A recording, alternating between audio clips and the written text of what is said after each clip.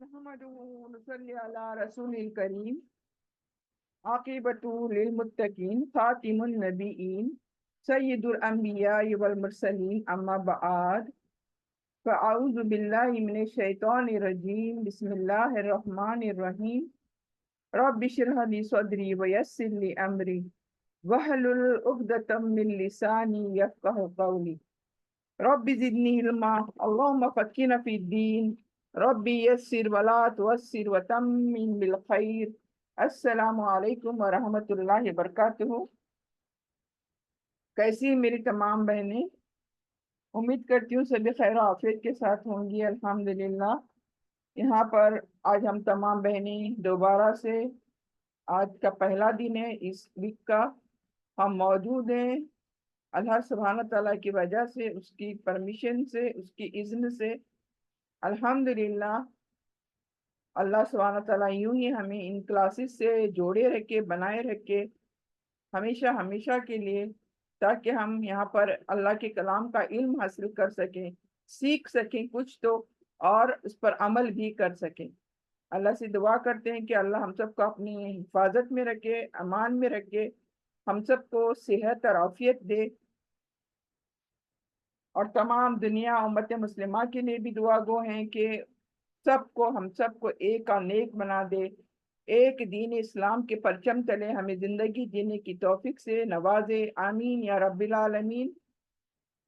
تو آئیے چلتے ہیں آج کا دن، الحمدللہ the first day of our week۔ پہلی نشست ہماری جو ہے تفسیر کی ہوتی ہے۔ ہم سب سے پہلے ہماری جو رکو ہم نے آج چنا ہے، 6th رکو ہے سورہ الانعام کا، اور اس کی ہم آج تفسیر سنیں گے انشاءاللہ، میسج سنیں گے اللہ سبحانہ تعالیٰ کا، جیسے کہ آج کا دن اس کے لیے ہم نے متعین کیا ہوا ہے۔ تو آئیے یہاں پر تلاوت کرتے ہوئے ہم اس کی شروعات کرتے ہیں۔ اعوذ باللہ من الشیطان الرجیم، بسم اللہ الرحمن الرحیم، وَأَنذِرْ بِهِ الَّذِينَ يَخَافُونَ أَن يُحْشَرُوا إِلَىٰ رَبِّهِمْ لَيْسَ لَهُم مِّن دُونِهِ وَلِيٌّ وَلَا شَفِيعٌ لَّعَلَّهُمْ يَتَّقُونَ وَلَا تَطْرُدِ الَّذِينَ يَدْعُونَ رَبَّهُم بِالْغَدَاوَةِ وَالْعَشِيِّ يُرِيدُونَ وَجْهَهُ مَا عَلَيْكَ مِنْ حِسَابِهِم مِّن شَيْءٍ وَمَا مِنْ حِسَابِكَ عَلَيْهِم مِّن شَيْءٍ فَتَطْرُدَهُمْ فَتَكُونَ مِنَ الظَّالِمِينَ۔ صدق اللہ العظیم۔ تو آج چلتے ہیں، یہ آیت رکو 6th رکو ہوگا آج انشاءاللہ، پلس کیونکہ only 5 آیتس are there in 6 رکو، تو سوچ رہی ہوں کہ میں 7th رکو بھی آج مکمل کروں۔ اللہ توفیق دے، برکت دے، ہماری وقت میں برکت دے، تاکہ ہم ان 2 رکو کو آج مکمل کر سکیں، کیونکہ ٹوٹل 10 آیتس ہیں، تو ان کو ہم کوشش کرتے ہیں سمجھنے کی انشاءاللہ۔ تو جیسے کہ آپ کو پتا ہے، لاسٹ جو ہم نے رکوع پڑھے تھے اس میں مستقل اللہ سبحانہ تعالیٰ نے پچھلی قوموں کے بارے میں اور ان کے لیے جو رسول بھیجے ان کے بارے میں ہم تمام میسیجز جو ہیں پڑھے، جاننے کی کوشش کریں۔ تو یہاں پر اللہ تعالیٰ نے پچھلی قوموں کے حوالے دے کر کہ انہوں نے کس طرح سے ضد انا ہڈرمی میں آ کر کس طرح سے رسولوں کا انکار کیا، اور کس طرح سے اپنے لیے انہوں نے قبریں کھودی، یعنی کس طرح سے اللہ سبحانہ تعالیٰ نے انہیں زمین ہستی سے مٹا دیا، خاک میں ملا دیا۔ یہ تمام چیزیں ہم نے ابھی تک کے رکوع میں ہم نے دیکھے ہیں۔ تو اللہ تعالیٰ نے وہاں پر پچھلی رکوع میں ایک سوال بھی کیا تھا کہ کس طرح سے اگر میں، یعنی تم جس طرح کے معبود بنا کر بیٹھے ہو، طرح طرح کے، اگر اچانک میں تمہارے پر کوئی مصیبت لے کر آتا ہوں، کوئی عذاب لے کر آتا ہوں، تو تم اس وقت کیا کرتے ہو؟ تو یہ اللہ تعالیٰ نے ایک سوالیہ انداز میں پوچھا ہے سوال کہ اس وقت تم کس کو پکارتے ہو؟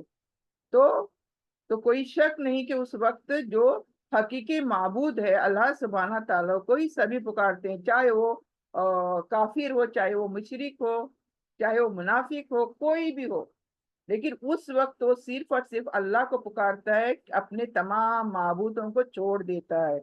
تو اللہ نے یہی چیز لاسٹ رکوع کے اندر ہم نے پڑھی تھی کہ اللہ تعالیٰ نے ان کو سوالیہ انداز میں یہ پوچھا تھا اور جواب بھی سب کو مل گیا تھا۔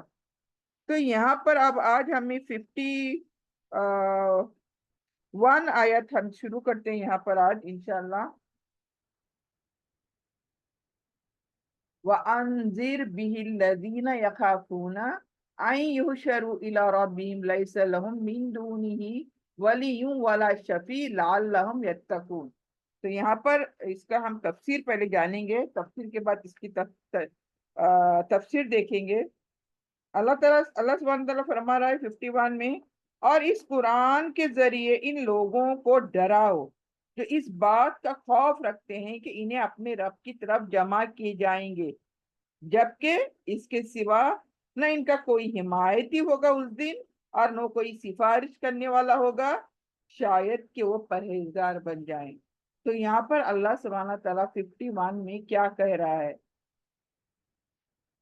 تو اس آیت میں دیکھیں اللہ سبحانہ تعالیٰ رسول صلی اللہ علیہ وسلم کو حکم دے رہا ہے۔ یہاں پر کیا حکم دے رہا ہے کہ آپ قرآن کے ذریعے ان لوگوں کو خبردار کر دو، یعنی اللہ سبحانہ تعالیٰ نے وحی نازل کری نبی صلی اللہ علیہ وسلم کے قلب سلیم پر، تو اللہ سبحانہ تعالیٰ فرما رہا ہے کہ اے نبی تم کیا کرو، ان لوگوں کو کیا کرو، قرآن کے ذریعے سے انہیں خبردار کر دو۔ انذر ہے نا، ڈرانا، انذر کیا ہے؟ ڈرانا۔ تو تم ڈراؤ انہیں قرآن کے ذریعے سے، خبردار کرو، اور جو یہ سمجھتے ہیں کہ ان کو ایک دن اللہ کے سامنے حاضر ہونا ہے۔ یوشرو الی ربہم، حشر، یوشرو حشر، جمع ہونا، الی ربہم اپنے رب کی طرف ان کو حاضر ہونا ہے۔ جانتے ہیں جو یہ سب کچھ جانتے ہیں کہ ان کو اللہ کے سامنے جمع ہونا ہے، حاضر ہونا ہے۔ تو انذر بھی یعنی دیکھیں یہاں پر وہ انذر بھی یعنی ڈراؤ ان کو اس کے ساتھ، کس کے ساتھ؟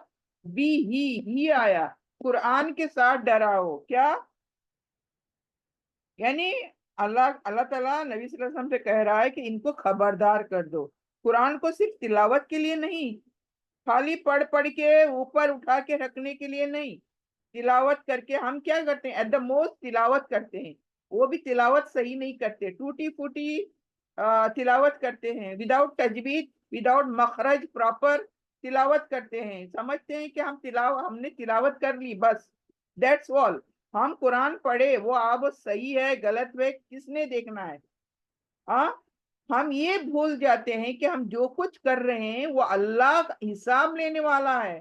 اگر میں آج یہ سمجھتی ہوں کہ میری ہر بات کو اللہ مجھے دکھانے والا ہے، میرا حساب کتاب کرنے والا ہے، آئی ایم اکاؤنٹیبل، تو پھر میں یہ یہ غفلت کبھی بھی نہیں برتوں گی، میں آل دا ٹائم چوکنے رہوں گی۔ کیوں؟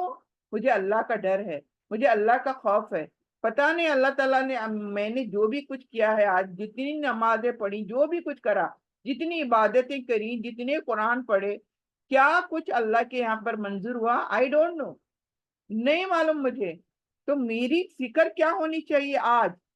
ابھی میری سانس ہے، میری فکر کیا ہونی چاہیے؟ کیا میں نماز صحیح پڑھتی ہوں؟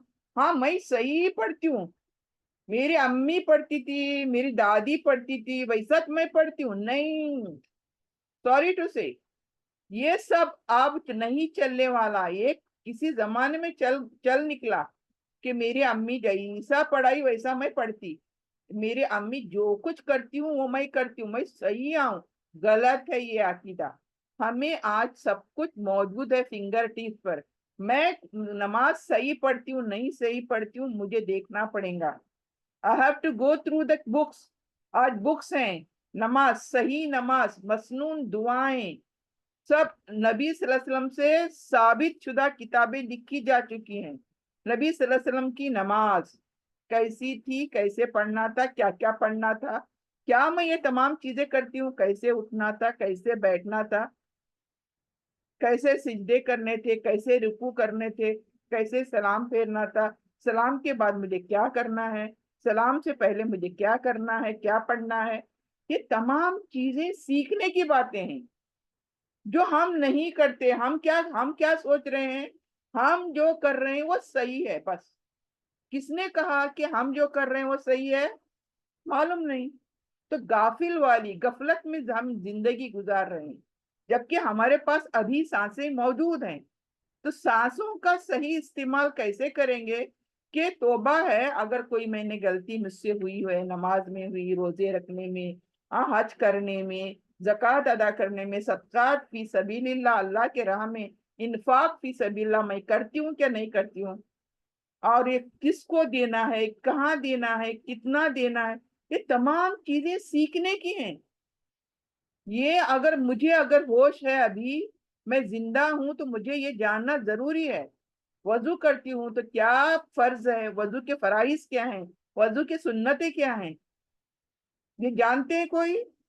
नमाज पढ़ने से पहले कौन से फराइज हैं, नमाज पढ़ते वक्त कौन से फराइज पूरे करने हैं, सुन्नतें कौन सी हैं, नमाज के अंदर सुन्नतें कौन सी हैं, क्या ये हम सब जानते हैं? नहीं जानते हैं। हम बस वो एक क्या मतलब पीटी, फिजिकल एजुकेशन सिखाते ना स्कूल में हमें, हाँ 1 2 3 4, 1 2 3 4, फिर ना ऊपर देखो ना नीचे देखो ना बाएं देखो ना दाएं देखो, बस वो हाथ उसी तरह से, एक बोले तो हाथ उठ जाते, दो बोले तो बाजू बाजू का दूसरा साइड में हाथ हो जाते, इस तरह से हम एक क्या बोलते हैं ना रट्टाबाजी, जिसको रट्टाबाजी बोलते हैं, वो हमारी जिंदगी में चल रहा है। लेकिन हमें होश नहीं है कि किताबें खोलकर देखें, पढ़ें, क्या सही क्या गलत। तो ये चीज मैं इसलिए चलते चलते बता रही हूँ कि हमारी ये गलतियां हैं, हमारी ये गफलतें हो रही हैं, इसलिए चलते चलते मैं ये भी कह रही हूँ यहाँ पर, क्योंकि मुझे यहाँ पर मौका मिला है। अल्लाह कहता है क्या, इनको डराओ, इनको खबरदार कर दो क्या, कि कुरान सिर्फ तिलावत के लिए नहीं है, बल्कि लोगों को रास्ते पर लाने के लिए है। अगर कोई गलत चल रहा है तो उसको सही रास्ता कौन सा है ये दिखाने के लिए कुरान है। अब सही रास्ता कैसे देखेंगे? कुरान को सुनेंगे ही नहीं तो रास्ता कहाँ से देखेंगे? क्या मैं जो चल रही हूँ वो रास्ता सही है, बल्कि मैंने वो समझ के बैठी हूँ अपने आप में? मैं किसी को तकलीफ नहीं देती, मैं कोई गुनाह नहीं करती, मैं कुछ नहीं करती, लेकिन मैं कुरान में नहीं पढ़ती, कुरान को भी नहीं समझती मैं। तो क्या मैं सही हूं या गलत हूं, ये बताने के लिए हमें कुरान आया है। तो हमने कुरान समझा क्या, ये क्वेश्चन अपने आप से करो। हमने पूरा कुरान A to Z सुना क्या एक बार एटलीस्ट लाइफ के अंदर? अगर नहीं सुना है तो फिर हम गलत चल रहे हैं, अभी भी हम ही गलतियां कर रहे हैं। ये सॉरी टू से मैं मेरे साथ सबके लिए बोल रही हूँ, मैं भी कोई पाकिजा नहीं हूँ, लेकिन क्या है कि हमारे अंदर वो अभी होश रहना चाहिए कि हमें सही रास्ते पर चलना है। सही रास्ता कहाँ है? इस कुरान के अंदर है। ये कुरान जब मैं पढ़ रही हूँ, मैं आपको बता रही हूँ, साथ में मैं अपने आप को भी सिखा रही हूँ और आप सबके लिए भी है।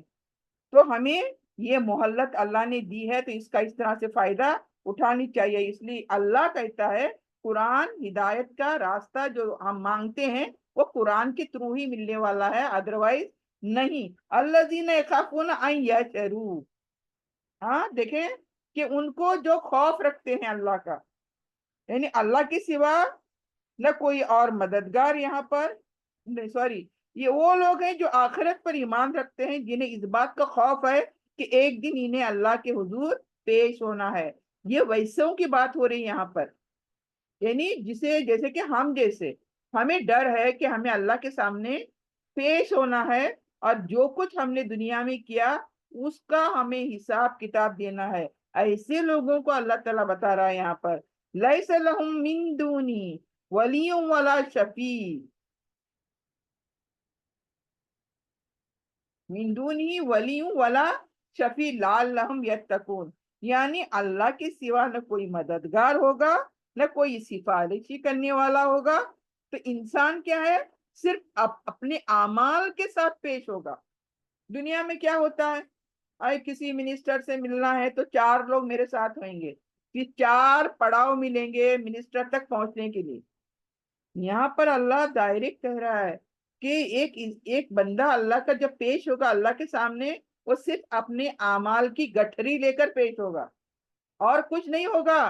کوئی سفارشی نہیں ہوگا اس کے پاس، کوئی مددگار نہیں ہوگا اس کے لیے. تو یہاں پر یہ بتایا جا رہا ہے کہ انسان صرف اپنے اعمال کے ساتھ پیش ہوں گے اور اس کا بوجھا کوئی اور نہیں اٹھایا ہوگا. یعنی ایسا نہیں کہ میرا بوجھا میرا شوہر اٹھائے گا. جس دنیا میں ہوتا ہے میرا بوجھ زیادہ ہے تو میرا شوہر یا میرا بیٹا یا میرا بھائی، ہاں کوئی تو اٹھاتا ہے نا دنیا میں.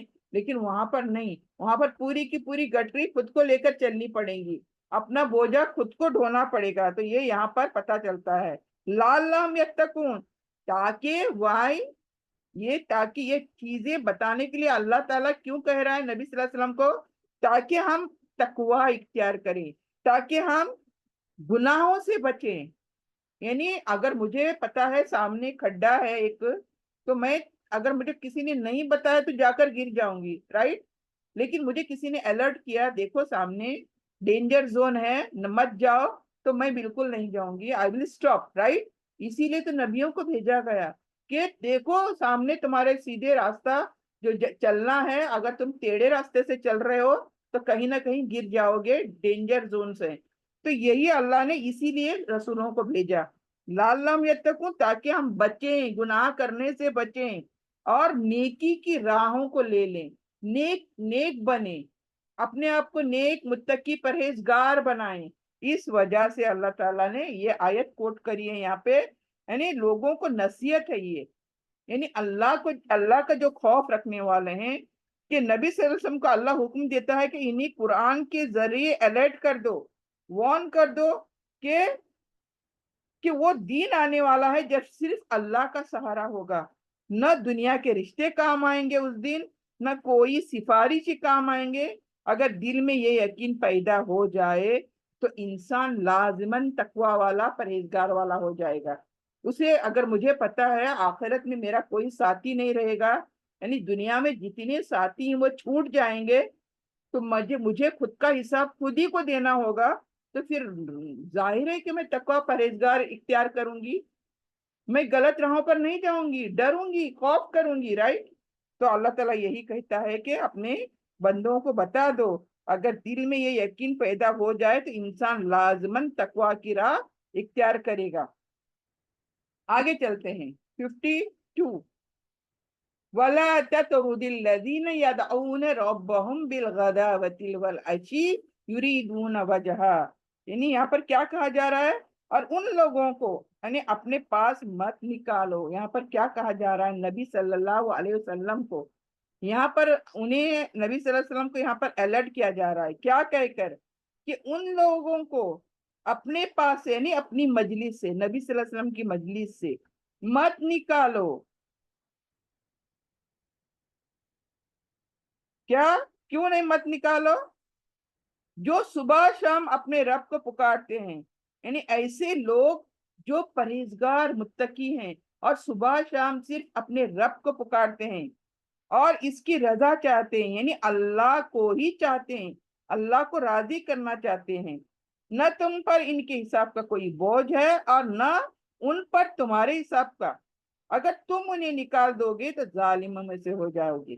یہاں پر دیکھیں ایک چھوٹا سا اللہ تعالیٰ نے نبی صلی اللہ علیہ وسلم کو ایک الرٹ کیا ہے کیا کہ اس آیت میں اللہ تعالیٰ نے ان لوگوں کے بارے میں آیت نازل کری ہے یہ جو بظاہر کوئی حیثیت نہیں رکھتے تھے. یعنی ہمارے معاشرے میں کیا ہوتا ہے آج، ہمارے یہاں پر آج بھی ہے اور قیامت تک رہے گا، ہمارے معاشرے میں اسٹینڈرڈ آف لیونگ، دو اسٹینڈرڈ، ایک ہائی کیلیبر کے، ایک لوور کلاس، اور اگر مڈل بھی ہے تو اور لوور کلاس جو ہے غریب، جس کو ہم بولتے ہیں، ہم ڈائریکٹ کیا بولتے ہیں، غریب بولتے ہیں. غریب لوگ جو بیچارے مصیبتوں میں ہوتے ہیں، پریشان ہوتے ہیں ہر وقت، کچھ ہوتا نہیں ہے ان کے پاس، تو ایسے کیٹیگریز کے لوگ، تو اللہ سبحانہ تعالیٰ یہاں پر کیا کوٹ کر رہا ہے دیکھیں، وَلَا تَطْرُدْ، یعنی نبی صلی اللہ علیہ وسلم کو اللہ سبحانہ تعالیٰ نے سختی سے منع کیا، کس بات کے لیے؟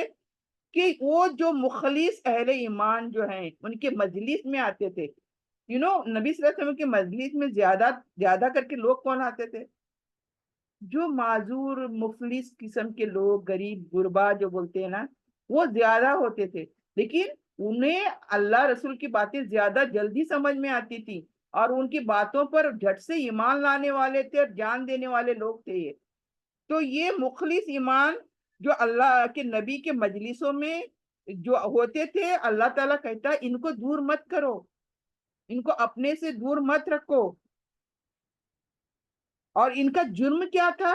کہ وہ صرف کیا ہے، غریب یا کمزور لوگ تھے، ان کا جرم اتنا ہی تھا، باقی وہ اللہ کی عبادت میں، اللہ کو راضی کرنے میں اول نمبر۔ اوکے، تو یہاں پر یدعون ربہم بالعداوت والعشی، یدعون ربہم بالعداوت غداوتی والعشی، یعنی وہ لوگ جو صبح شام اللہ کی عبادتوں میں مشغول رہتے ہیں اور اللہ کی عبادت اور دعائے خلوص کرتے رہتے ہیں، یعنی یریدون وجہ، وہ دنیا یا لوگوں کے خوشنوی کے لیے نہیں، صرف اللہ کی رضا چاہتے ہیں، یعنی شو آف کے لیے نہیں، دنیا کو دکھانے کے لیے نہیں، بلکہ صرف اور صرف اللہ کو راضی کرنے کے لیے یہ سب کچھ کرتے ہیں یہ لوگ۔ ما علیک من حسابہم، یعنی تمہیں ان کے اعمال یا نیت کا حساب نہیں لینا ہے، یہ جو لوگ کر رہے ہیں ان کا حساب تمہیں نہیں لینا ہے، اور نہ وہ تمہارے اعمال کے ذمہ دار ہیں، یعنی تمہیں نہ ان کی ذمہ داری لینی ہے نہ وہ تمہاری ذمہ داری لینے والے ہیں، لہذا تو تم ان کی حیثیت پر درجہ بندی کے بنیاد پر فیصلہ نہیں کر سکتے، یعنی یہ غریب ہیں، ان کے پاس کچھ نہیں ہے، یہ لوور کلاس کے ہیں، بلکہ تمہیں فیصلہ نہیں کرنا چاہیے اور ان کو ہٹا دینا چاہیے تمہارے پاس سے۔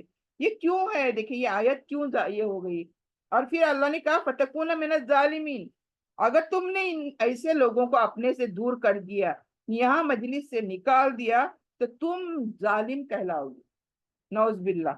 تو اللہ سبحانہ تعالیٰ نبی صلی اللہ علیہ وسلم کو یہ تنبیہ دے رہے ہیں، وارننگ دے رہے ہیں، ایسے لوگوں کو نہیں نکالو تمہارے مجلسوں سے۔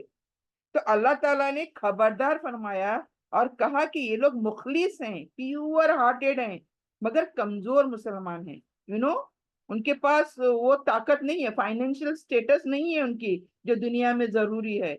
تو اس صورت میں کیا ہے، اللہ کے رسول کو کہا جا رہا ہے ان کو دور مت کرو، دین میں جو مقام ہے، مرتبہ ہے، وہ مال سے نہیں ہے۔ اللہ تعالیٰ بتا رہا ہے یہاں پر کہ دین، ہمارے دین کے اندر، اسلام کے اندر یہ جو ہمارے مرتبے ہیں، ہائر سٹینڈرڈ، لوور سٹینڈرڈ، یہ سٹینڈرڈ تمہارے کیا ہیں، فائنینس کے مطابق نہیں ہونا چاہیے، یہ تو اخلاص، پیورٹی، ایمان کی پیورٹی، تقوی، پرہیزگاری، اس سے ہونا ہے۔ کون پرہیزگار ہے؟ ہم میں سے سب سے زیادہ پرہیزگار کون ہے؟ کون اللہ سے ڈرتا ہے؟ کون اللہ سے ڈر کر اس کے راستے پر چلتا ہے؟ اس طرح سے ہماری اسٹینڈرڈ آف لیونگ ہوگی، نہ کہ کس کا بنگلہ ہے، کس کی گاڑی ہے، کس کی کمپنیز ہیں، کس کے یہ۔ تو اس طرح سے ہماری لیول آف اسٹینڈرڈ بانٹی نہیں جا سکتی۔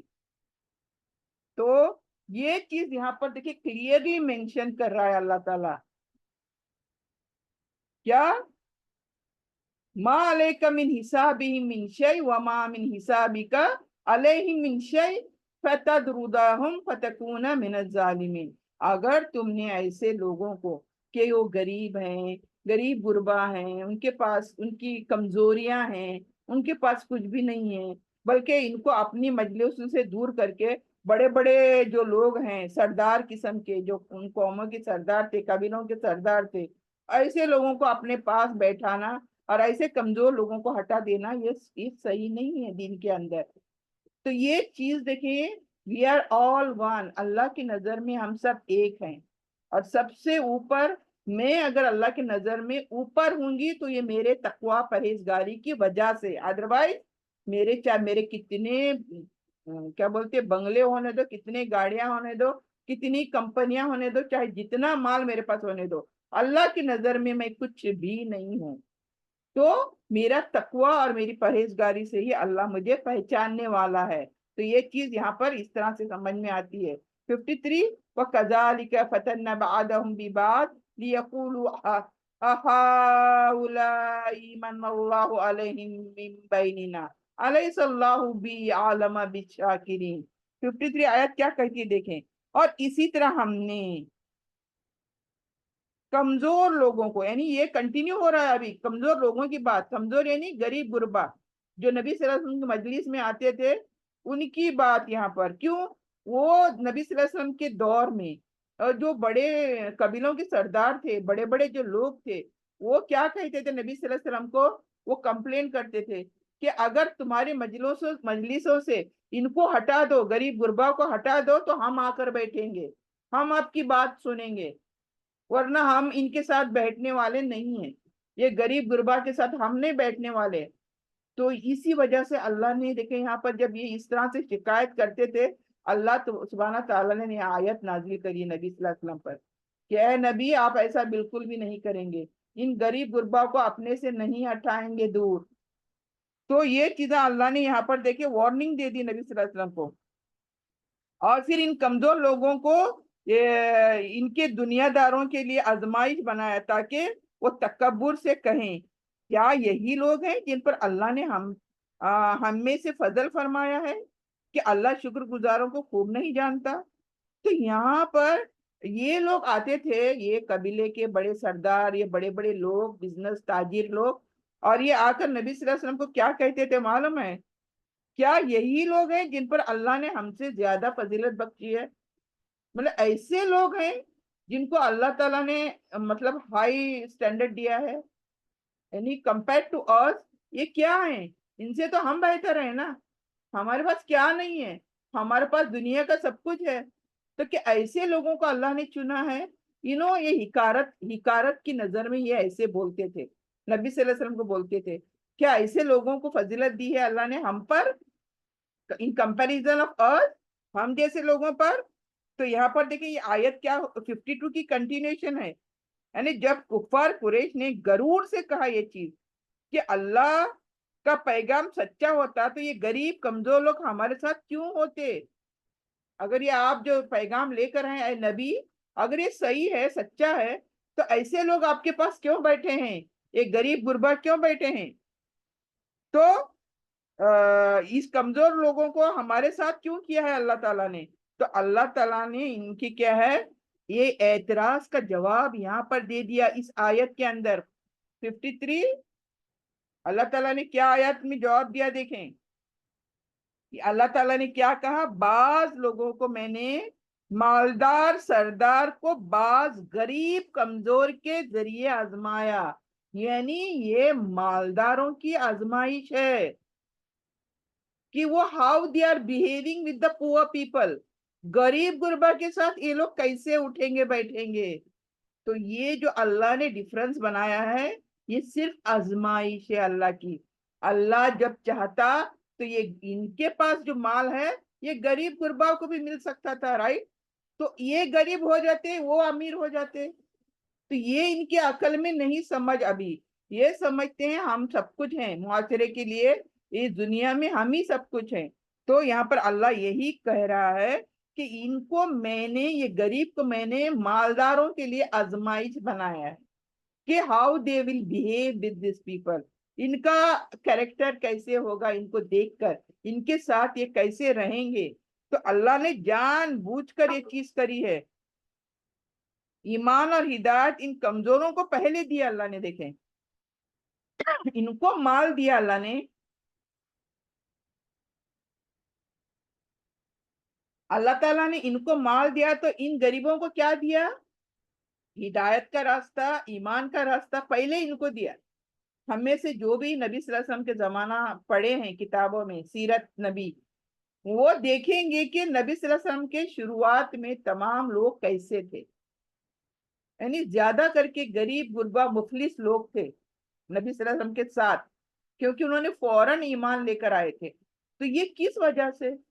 یہ اللہ کی چاہت تھی. اس وجہ سے ایسے نہیں کہ غریب لوگوں کو ایمان لے کر آنا ایزی تھا. اور बनस्बत अमीर लोगों को वो ईमान नहीं ला सकते थे, ऐसा था क्या? ऐसा नहीं था, ये आजमाइश थी। इनको माल दिया अल्लाह ने तो इनको हिदायत का रास्ता, ईमान का रास्ता इजी कर दिया गरीबों के लिए अल्लाह ताला ने। बिकॉज अल्लाह अल्लाह मालदारों को टेस्ट करना चाहता था, यानी, और मालदारों की तकब्बुरी यहाँ पर जाहिर हो रही है कि इनके अंदर कितना तकब्बुर भरा हुआ था। हाउलाई मिनल्लाहि अलैहिम, यानी मगरूर सरदार, हिकारत से कहते थे, हिकारत, ना हम लोग पसंद नहीं फरमाते ना, ऐसे जो गरीब लोग कैटेगरी के लोग होते हैं, तो इनको हिकारत हिकारत से कहते थे कि अल्लाह ने इनको ऊपर हमारे से ज्यादा फजीलत दी। क्यों दिया अल्लाह ताला ने इनको? हम तो इनसे बेहतर है ना। तो ये जुमला इनके घमंड, इनकी दुनियादारी का मयार जाहिर करती है। ये लोग कैसे थे, हम भी अभी ये सुनते हैं तो हम भी समझ सकते हैं कि ये अमीर कैसे थे, उनके दिलों में क्या था, ये माल कहाँ से आया था, अल्लाह ने इनको दिया था, इनको नहीं पता था। तो इनका मतलब घमंड इस तरह से था। अलैहिस्सल्लाह बि आलमी बिशाकिरीन, अल्लाह बेहतर जानता है कौन इसके इनामात का शुक्र अदा करता है। कि अल्लाह ताला ने जो कुछ दिया है उसका शुक्राना अदा कौन करता है, ये अल्लाह जानता है। कौन मुखलिस है, कौन प्योर है, कौन तकवा वाला है, मुझे बताने की अल्लाह को जरूरत नहीं है। अल्लाह मैं परहेजगार हूँ, अल्लाह मैं मुत्तकी हूँ, ये तमाम चीजें मुझे बताने की जरूरत नहीं, अल्लाह नोज। तो ईमान का फैसला क्या है, अल्लाह ताला माल या हैसियत से नहीं बल्कि दिल के हाल से करता है। तो ये यहाँ पर देखें, इनको समझाया जा रहा है कि अल्लाह ताला ने मुतकब्बिर सरदार, तकब्बुर करने वाले सरदारों के घमंड को यहाँ चैलेंज किया है कि इनके ख्याल में इज्जत सिर्फ माल दौलत, हसब नसब, खानदान, यानी बड़ा खानदान, आला खानदान, और दुनिया में मुकाम से है। जबकि अल्लाह के यहाँ इज्जत का मयार जो है ईमान और शुक्रगुजारी से है। यानी एक बंदा ईमान लेकर आए और जो कुछ अल्लाह ने उसे दिया है उसका शुक्रगुजार बने, अल्लाह ताला का शुक्र अदा करते रहे। ये आयत बहुत ही एक अहम सबक हमें सिखा रही है कि असल फजीलत जो है नीयत, इखलास और तकवा की बुनियाद पर है। यानी मेरा जो रुतबा अगर कहीं ऊपर है, हाई स्टैंडर्ड है, वो माल की वजह से नहीं है, बल्कि असल फजीलत मेरी नीयत क्या है, प्योरिटी और इखलास और तकवा, परहेजगारी, इनकी बुनियाद पर क्या है अल्लाह ताला हमें दोनों मयार भी दे देता है, यानी हमारा स्टैंडर्ड ऑफ लिविंग। फिर आगे बढ़ते हैं 54, इसी का कंटिन्यूएशन है 54। इजा जाअकल्लज़ीना युमिनूना बि आयातिना फकुल सलामुन अलैकुम कतब रब्बुकुम अला नफ्सी रहमा अन्नहु मन अमिला मिनकुम सुअम बिजहालतिन सुम्मा ताबा मिन बादिही व अस्लह फअन्नहु गफूरुर रहीम। 54 में क्या फरमाया जा रहा है, देखिए सुने पहले।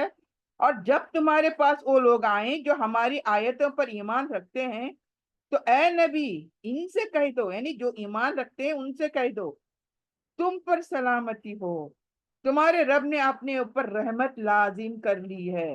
यानी इनको खुशखबरी दे दो, सलामती है अल्लाह की तरफ से कि तुम में से जो शख्स नादानी में कोई बुराई कर बैठे, फिर इसके बाद तौबा कर ले और अपने आप को इस्लाह कर ले, यानी करेक्ट कर ले, तो यकीनन अल्लाह बहुत बख्शने वाला है, निहायत रहम फरमाने वाला है। तो इसकी तफसीर क्या है, ये कंटिन्यूएशन है। अभी जो आयत हमने करी ना कि गरीब गुरबा और ये जो अमीर सरदार हैं, घमंडी सरदार, उन्हीं की तसल्सल यहाँ पर आगे कंटिन्यूएशन है। फकुल सल्लम अलैकुम, यानी अल्लाह सुब्हानहू तआला ने नबी सल्लल्लाहु अलैहि वसल्लम से कहा इन पर सलामती हो। यानी ये सच्चे ईमान वाले हैं जो अल्लाह की आयत पर यकीन रखते हैं और अल्लाह के नबी के पास आए तो इनका एहतराम करो। नबी से कह रहा है, ये हमारे लिए भी सबक है, सबके लिए। यानी ये गरीब है बल्कि हट हट नहीं करना इनको, दूर ढकेलना नहीं है इनको, बल्कि इनका एहतराम करने को कह रहा है, इनकी इज्जत करने को कह रहा है, और इनको सलाम भेजो, अल्लाह की सलामती इन पर भेजनी है। और ये क्या है, मोहब्बत और कबूलियत का पैगाम है। यानी ये अब इन लोगों को यहाँ पर अल्लाह ताला खुशखबरी दे रहा है, इनके पर क्या है, सलामती हो मेरी। तो कतब रब्बुकुम अला नफ्सी रहमा, اللہ نے اپنی ذات پر رحم کو لازم کر لیا ہے، یعنی اللہ تعالیٰ نے اپنا غصہ جو غضب ہے اس کو نیچے رکھا ہے، اور اپنی ذات جو ہے وہ پوری رحمت پر لپٹی ہوئی ہے، یعنی اللہ کی رحمت اوپر ہے لیکن اللہ کا غضب غصہ نیچے ہے، نیچے لیول پر، یعنی اللہ تعالیٰ کی رحمت بہت ہی وسیع ہے، اتنی وسیع ہے کہ خود اپنے اوپر اللہ نے اس کو لازم قرار دی ہے کہ وہ اپنے بندوں پر صرف اور صرف رحم کرتا ہے۔ من عمل منکم سوئی بجہلا، یعنی اگر کوئی بندہ لا علمی کو، یعنی فہم لا علمی فہم نفس کے غلبے میں آ کر، یعنی غلطی سے کوئی گناہ کر بیٹھے، ثم تاب